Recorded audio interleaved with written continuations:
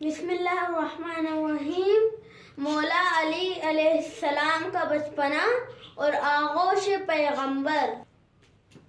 مولا علی علیہ السلام واقعے کو کچھ اس طرح بیان فرماتے ہیں اپنی زبانی کہ جب میں کم سن تھا، رسول خدا مجھے اپنی آغوش میں لیتے تھے، سینے سے لگاتے تھے اور غدہ چبا چبا کر کھلاتے تھے۔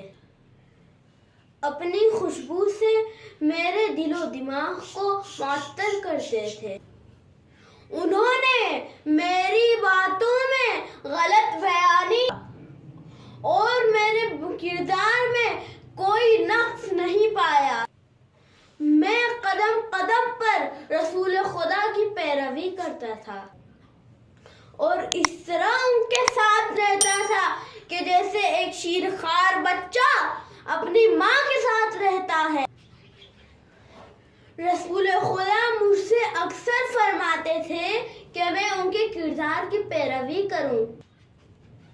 وہ ہر سال کوہ حرا میں تشریف لے جاتے تھے اور وہاں صرف میں ان کے ہمراہ ہوتا تھا۔ میرے علاوہ انہیں کوئی نہیں دیکھ سکتا تھا۔